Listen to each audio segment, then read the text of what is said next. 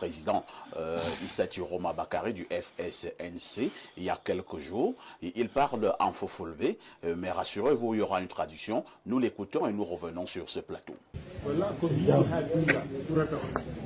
Allah ake jamba ba hande min bawai urtingon illa Kenya amma hande to min dari min kawti be mon min durtinan on illa e fitina taw gonni Allah ake jamba ba kanjum mi wi on yende tobi jamira umri bami wi on jipata o awanan Amin.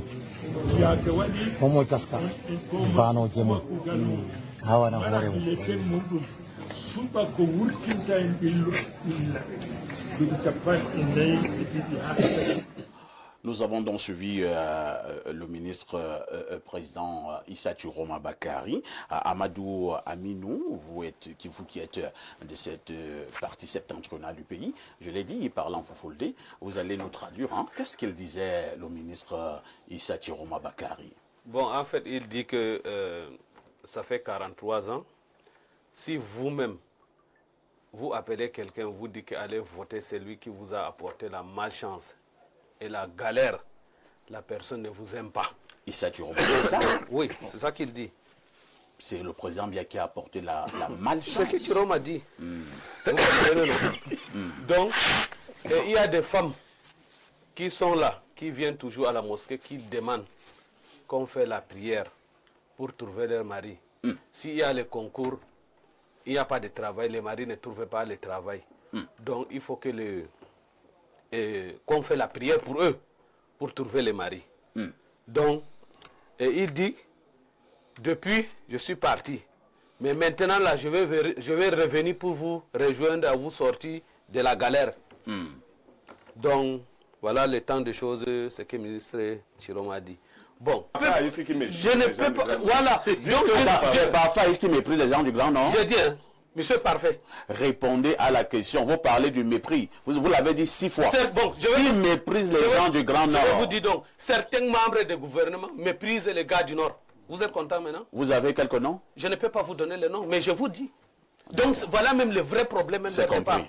C'est compris. On va passer la parole au professeur Mathias Eriko Wanangini. Professeur, à quelques 4 mois environ de la tenue de l'élection présidentielle au Cameroun, une forte alliance semble voler en éclats. Vous avez suivi tout à l'heure le ministre Issa Chiroma. On sait que vous êtes polyglotte, il parle en Fulfulde. Certainement, vous avez pigé quelques mots, mais on a eu une traduction sur le plateau. Quel est le regard du politologue sur cette nouvelle posture de M. Chiroma et de M. Beloboba Maïgari? Merci de me donner la parole. Nous sommes dans le contexte préélectoral, un contexte qui est marqué par beaucoup de spéculations, beaucoup de surenchères. Pour l'instant, sur le plan des alliances politiques et particulièrement des alliances gouvernantes, l'UNDP, dirigé par le ministre d'État Beloboba Maïgari, et le FSNC, dirigé par le ministre Issa Chiroma Bakary, font toujours partie d'une alliance gouvernante avec le RDPC. Pour l'instant, cela n'est pas remis en question. Il y a donc des rumeurs qui circulent sur un éventuel repositionnement de ces leaders ou de leur formation politique. Attendons de voir de quoi il en retournera effectivement. Bien entendu, pour ce qui concerne le Rassemblement démocratique du peuple camerounais, ces évolutions éventuelles sont prises en compte. Et le RDPC va nécessairement en tenir compte dans sa stratégie politique à l'approche de l'élection présidentielle. Mais comme je l'ai dit dès le départ, ce sont à cette heure toujours des membres de l'alliance gouvernante jusqu'à nouvel avis. Professeur, gardez le microphone, hein, je vous le suggère d'ailleurs. Alors, lorsque vous avez suivi la traduction tout à l'heure en Fulfulde, où le ministre Chiroma dit que le président Biya, c'est la malchance du Cameroun, quelqu'un qui a dirigé pendant 43 ans. Est-ce qu'on peut apporter du crédit lorsqu'on écoute cette parole de M. Chiroma? Est-ce qu'on peut lui accorder du crédit dans la mesure où le même Chiroma a travaillé avec le président Biya pendant plusieurs années. Il a d'abord été ministre des Transports, il est parti, il est revenu comme ministre de la Communication pour l'instant, il est ministre de la formation professionnelle et de l'emploi. Est-ce que Chiroma peut être crédible lorsqu'il le dit? Il faut d'abord savoir dans quelles conditions ces propos ont été tenus. Vous savez que les cadres de l'énonciation sont déterminants pour savoir est-ce que déjà le ministre Chiroma est lui-même prêt à assumer ses propos publiquement. Je n'ai pas. On a passé une vidéo. Oui, mais ce n'était pas Chiroma. Hein? Non, je n'ai pas dit que ce n'était pas lui, mais j'ai dit dans quel cadre il le tient.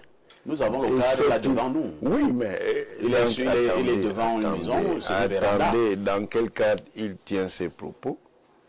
Est-ce qu'il est prêt à les assumer? Et une fois que ces propos sont révélés, est-ce qu'il les accepte et il les assume? Une chose est de parler dans certaines conditions, une autre est d'accepter les implications de ce qu'on a dit. Je dis et je redis, pour l'instant, Issa Chiroma Bakary est ministre d'un gouvernement de coalition qui est dominé par le Rassemblement démocratique du peuple camerounais. Et pour l'instant, à ma connaissance, il n'a pas démissionné de ses fonctions.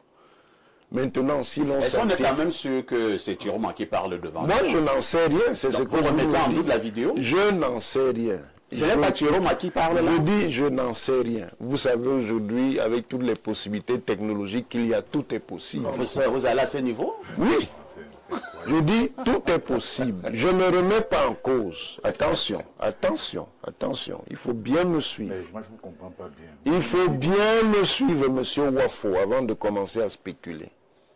Je ne remets pas en cause ce qui est dit.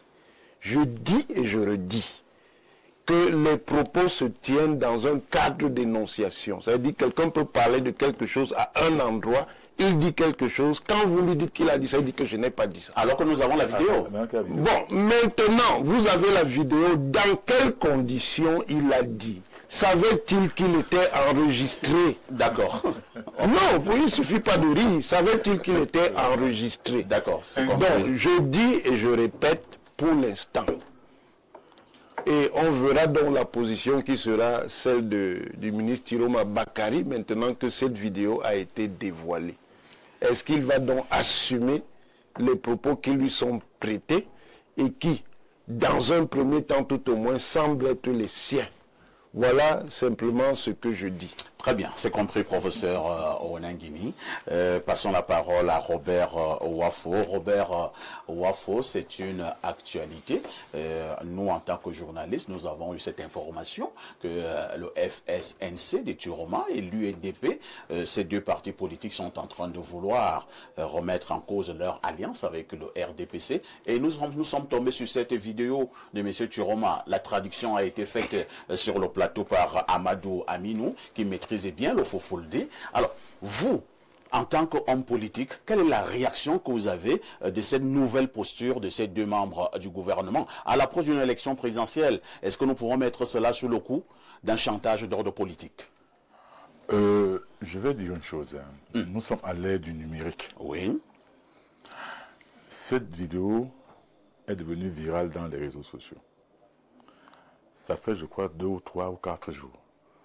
Il n'y a pas eu de démenti quelconque du ministre Issa Chiroma Bakary, qu'on ne vienne pas faire dans la fiction sur ce plateau. Il n'y a pas eu de démenti. Vous avez posé la question à M. Mathias Onangini au moins 3 fois. Vous avez rappelé, mais voilà la vidéo. Voilà la vidéo. Il a fait dans des contorsions intellectuelles pour dire qu'il ne sait pas, un peu comme ce qu'il avait dit à l'époque. Il a parlé du cadre de l'énonciation. On appelle quoi cadre? Un homme politique comme de la trempe de Issa Chiroma Bakary, du ministre Issa Chiroma Bakary, sait bien de quoi il parle. Mais vous croyez qu'il peut imaginer que dans la foule là, il n'y a pas de gens en train de le filmer?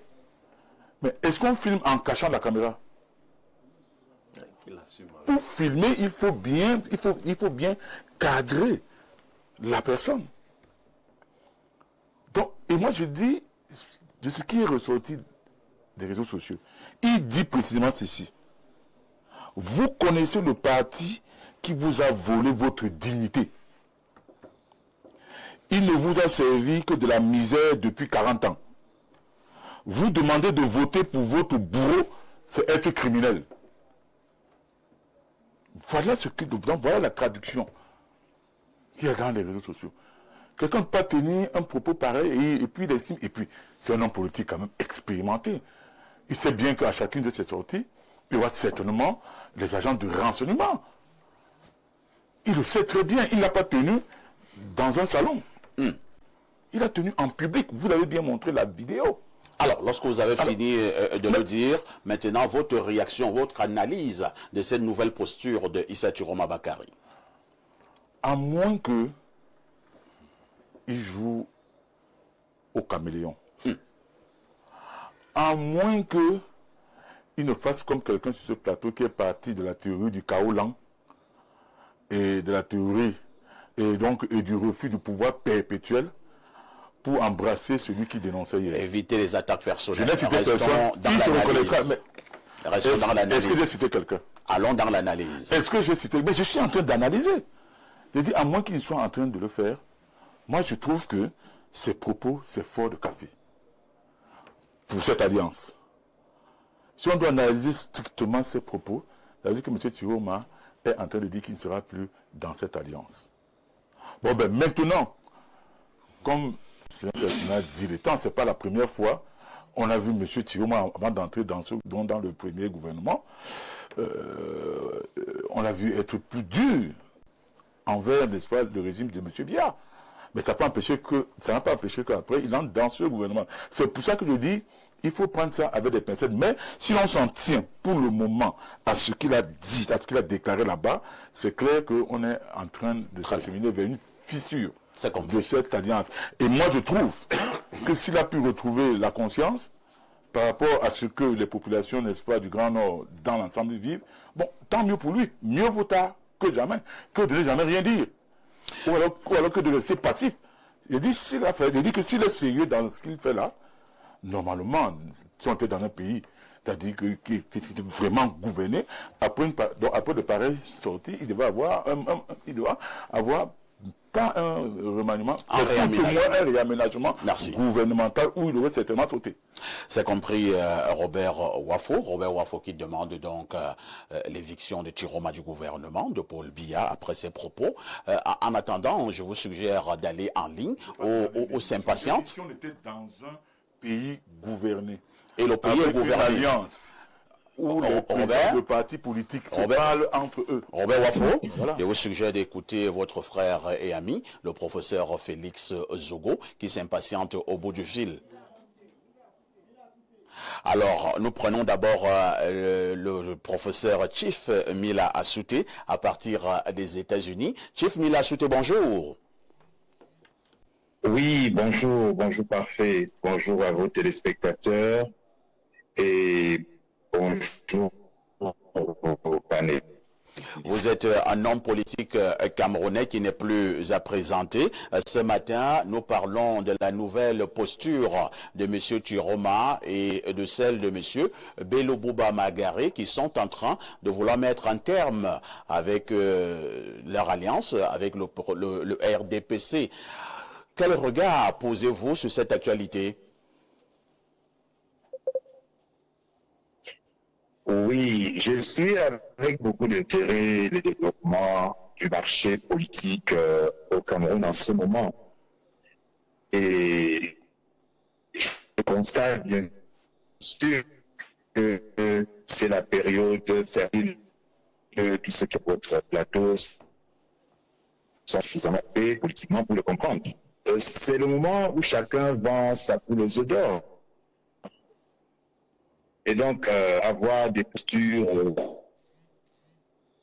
de branchement de sa position d'un gouvernement pour élection, c'est un marché politique normal pour la toute concernée.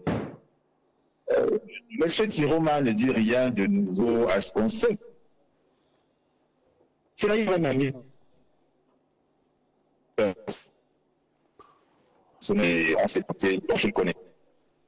Je pense donc que ses positions actuelles ne sont pas plus rigides que celles qu'il a eues précédemment.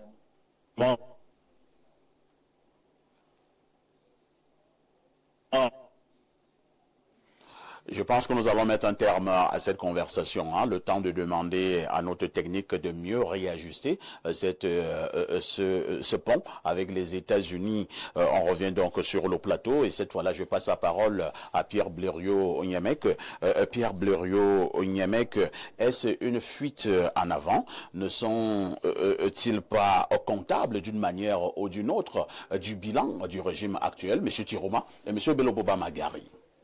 Ben, un de nos copanélistes a dit qu'il y a des ministres du gouvernement qui méprisent les gens du Grand Nord. Il faut dire que les principaux ministres qui méprisent les gens du Grand Nord, ce sont les ministres du Grand Nord. Il a d'ailleurs cité un ministre. Je dis que les deux autres.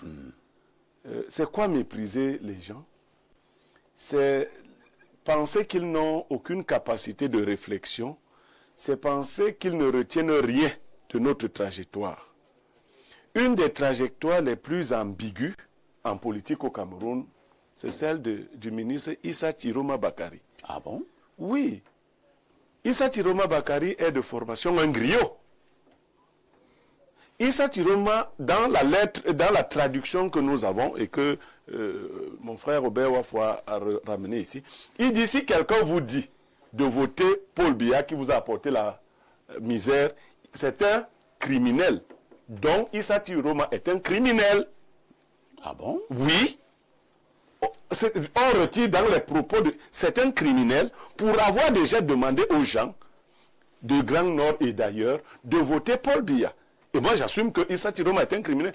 Donc là, c'est là que je diffère un peu avec le professeur recteur. Issa Tiroma, on ne peut pas nier qu'il soit l'auteur et qu'il assume parce que... Non, je n'ai pas dit que vous avez...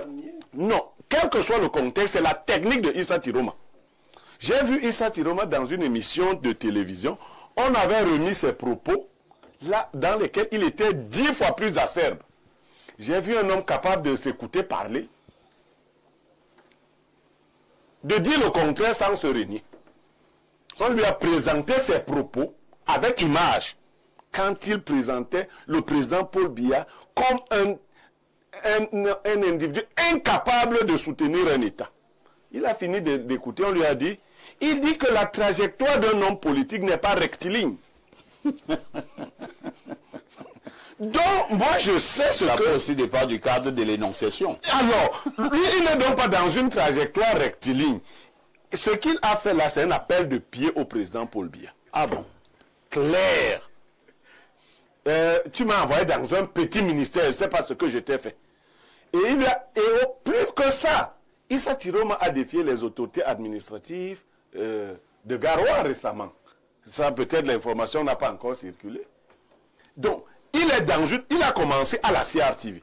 Il a annoncé, il va crescendo. Il a annoncé devant un journaliste que leur alliance avec le RDPC se limitait à la présidentielle. C'est maison commune, chambre à part. Voilà le propos qu'il a tenu à la CRTV.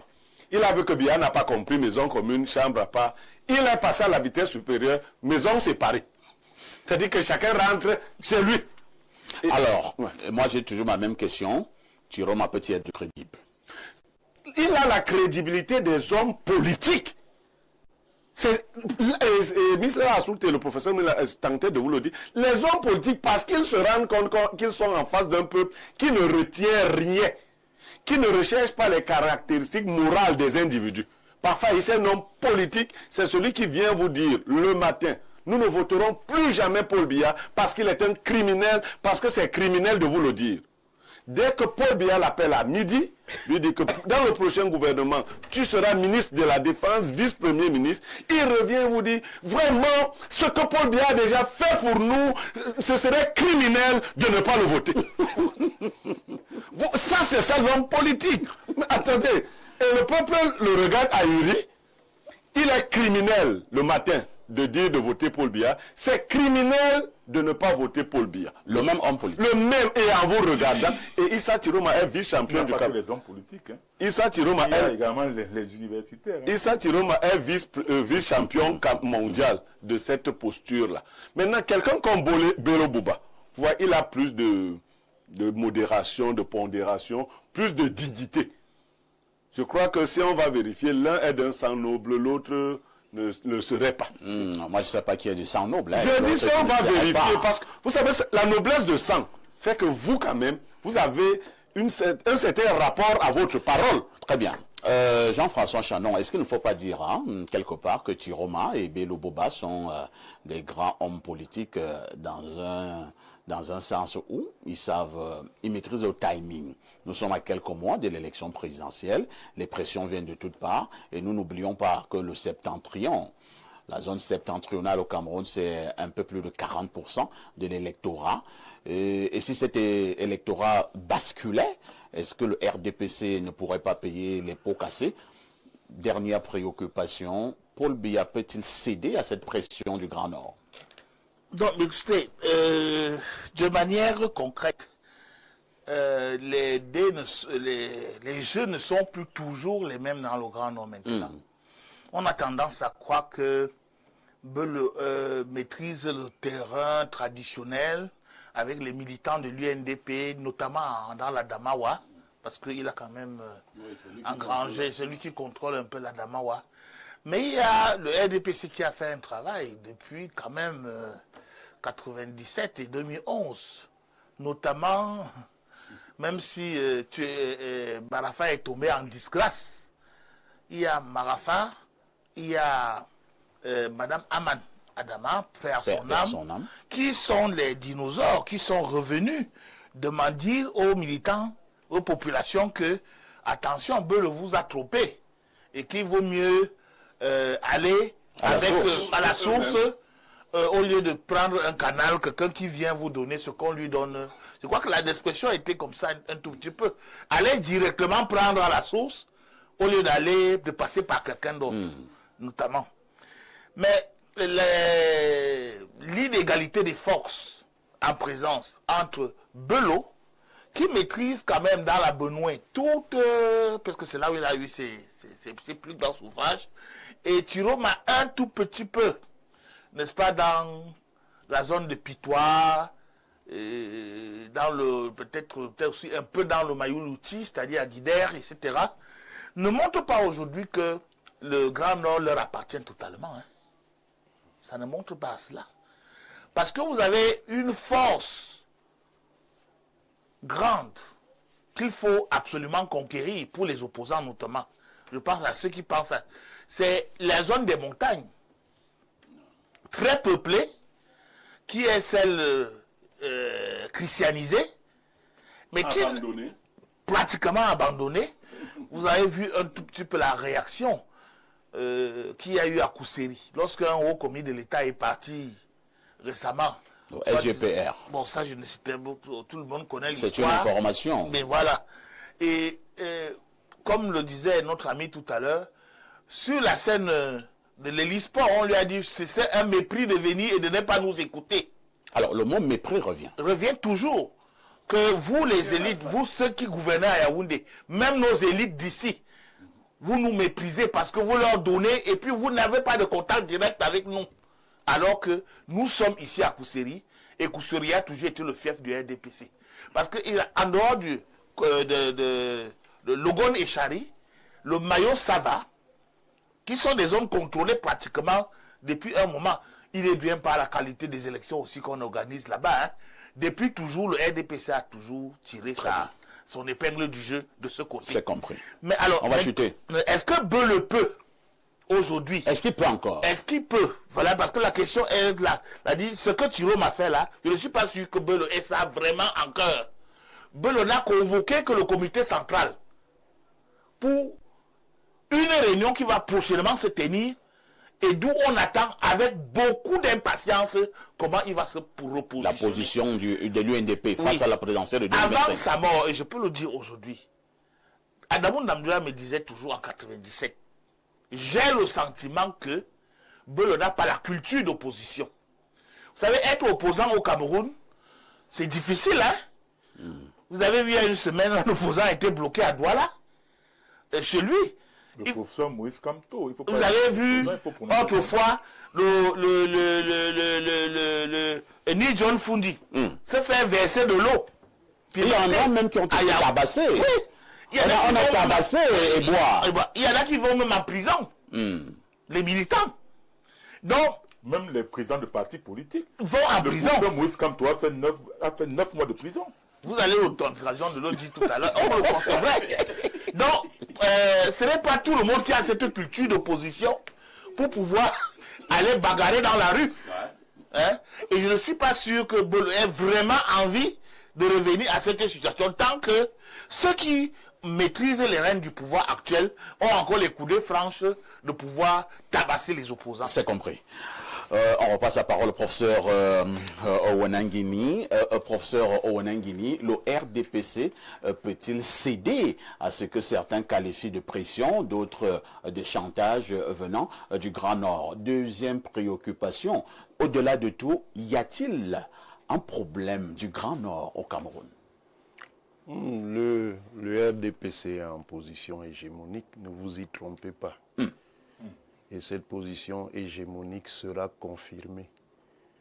Rendez-vous en octobre 2025. Mais vous parlez en tant qu'universitaire ou en tant que militaire? Non, mais M. Wafo, c'est moi qui pose les questions. Monsieur Wafo, manifestement, est venu avec un autre programme. Apparemment, il est venu faire autre chose que d'assister à votre émission. Ces frustrations, elles vont continuer après octobre 2025. Non, mais vous avez des outils. Parce qu'il fera... Vous avez des outils chaque fois qu'on parle de l'opposition. Vous êtes parti de la Monsieur, laissez-moi parler. Laissez-moi parler. Il faut avoir un minimum de savoir-vivre. Robert Wafo, permettez au professeur d'aller au bout de sa pensée. De savoir-vivre. Je lui dis en ayant une que ces frustrations... Professeur, monsieur Wafo, permettez au professeur d'aller au bout de sa pensée. Allez-y, professeur. Ces frustrations, il les vivra au moins jusqu'en 2039. Non, 2049. 2039. 49. Je vous dis 2039. Monsieur Bière éternel. Je vous dis 2039. Vous êtes en train de rêver. Hein? Donc, attendons de voir. Le RDPC reste en position hégémonique. Le niveau d'organisation de ses concurrents est médiocre. Médiocre au niveau logistique, médiocre au niveau stratégique, médiocre au niveau idéologique, médiocre au niveau financier. Il y a donc très peu de chances, dans un temps aussi court, qu'il puisse renverser la tendance. Cela dit, tout est toujours possible, même les miracles sont possibles. Attendons donc de voir. Et M. Chanon disait, et avec des éléments de connaissance de la situation, que même avec la présence de ses alliés, le RDPC reste en position de force dans ces régions dites du Grand Nord. Maintenant, y a-t-il un problème du Grand Nord? Vous savez, les lectures régionalistes, ethnicistes de la vie politique sont des lectures fatigantes et des lectures primitives.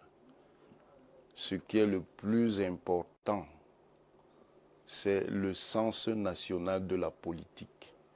Ce ne sont pas les calculs villageois, ceci, cela, mais bon. Professeur, je vous trouve un peu énervé. Laissez-moi, je ne suis pas énervé. Je ne suis pas habitué avec ce genre de langage venant de vous. Je ne suis pas énervé du tout. Il est déstabilisé. Monsieur Wafo, permettez au professeur Owenangini de parler. Voilà notre forme de mépris à l'endroit des populations du Grand Nord. Parce que vous lui avez posé allez-y, le professeur Owenangini. Par rapport à la partie septentrionale, et il méprise, il dit que c'est des villageois. Non, il n'a jamais dit ça. Vous voyez la malhonnêteté foncière. Quand je parle foncière, je dis foncière, malhonnêteté foncière. Quand je parle du régionalisme, je parle du régionalisme sur tout le pays. Il ne s'agit pas d'indexer telle ou telle partie du pays. Et je disais au moment où, de manière encore intempestive, M. Wafo m'a arrêté, je disais ceci.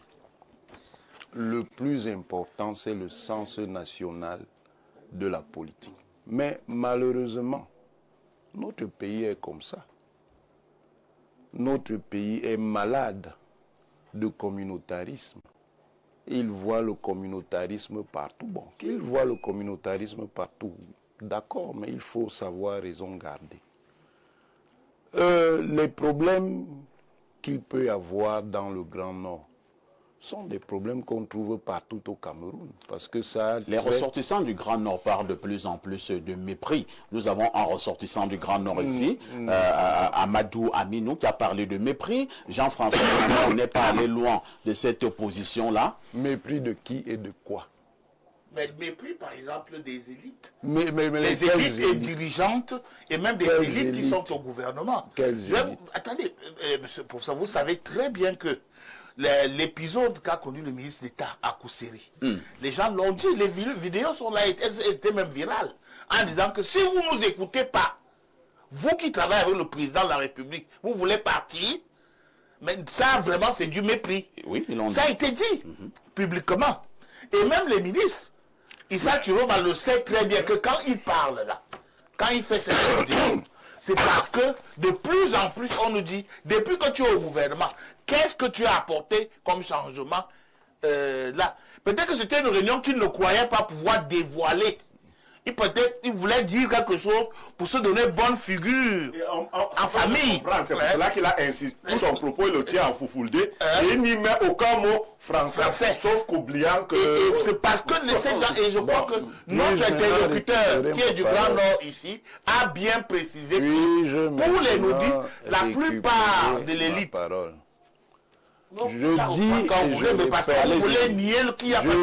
Je dis et je répète. On va terminer par ce sont des constructions fantasmatiques. Non. Ce sont des constructions fantasmatiques. Professeur, vous n'allez pas faire en sorte que quelqu'un est en train de pleurer parce qu'il a mal. Laissez-moi parler. Ce sont des constructions fantasmatiques. Je dis que ce sont des constructions fantasmatiques. Quel est le problème que vous allez trouver dans tel bassin régional du Cameroun que vous ne trouvez pas dans un autre? Ça veut comme méprise tout le Cameroun. Ce n'est pas un problème de mépris. On ne méprise pas. Non, ce n'est pas un problème de mépris. On nous respecte. Vraiment. C'est incroyable. On ne respecte pas. Bien ne nous respecte pas. Bon, il ne nous respecte pas. Même nous les Bassa, nous disons qu'ils nous méprisent. Ben, voilà, ils nous méprisent. Chacun commence son chantage. On va passer la parole à... Je n'ai pas fini. Il faut finissons, professeur Ouana. C'est fini de manière apaisée. Il est perturbé là où il est. Il faut le laisser finir. Finissons, professeur. Je dis que ça, c'est de la surenchère électoraliste. C'est du chantage. C'est dans la surenchère électoraliste. On peut faire de demander les comptes on peut faire du chantage, on peut spéculer, on peut exiger dans l'échange politique d'obtenir telle ou telle chose. De toutes les manières, rendez-vous en octobre 2025. Professeur, vous parlez avec une très grande assurance, une très grande sérénité. Donc l'élection présidentielle est terminée? Alors, nous repartons au téléphone. Il s'agit du professeur Félix Zogo qui est au bout du fil. Professeur Félix Zogo, bonjour. Bonjour, bonjour. Bonjour également à tous vos panélistes, parmi lesquels qui comptent de grands amis, le professeur Nangini, également le directeur de publication du Messager, donc Jean-François Chanon, et naturellement tous les autres. Merci, je les salue très amicalement. Vous êtes enseignant d'université, mais également secrétaire général du ministère de la Communication au Cameroun. Nous avons ce problème sur la table où le ministre Chiroma pense que le président Paul Biya est une malchance pour le Cameroun. Quelle est votre réaction?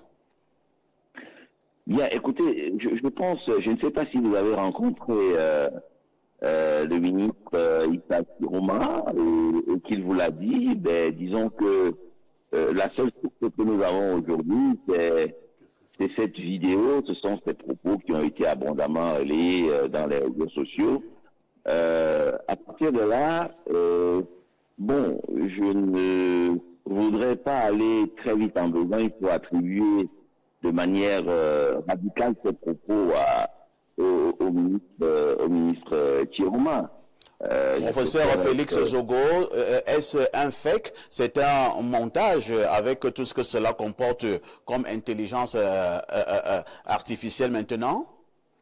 Non, je pourrais le dire de manière péremptoire. Mais je dis simplement que moi, j'ai pratiqué le ministre Issa Chiroma pendant une dizaine d'années, puisque j'ai été son conseiller technique numéro 1, j'ai été inspecteur général, puis secrétaire général.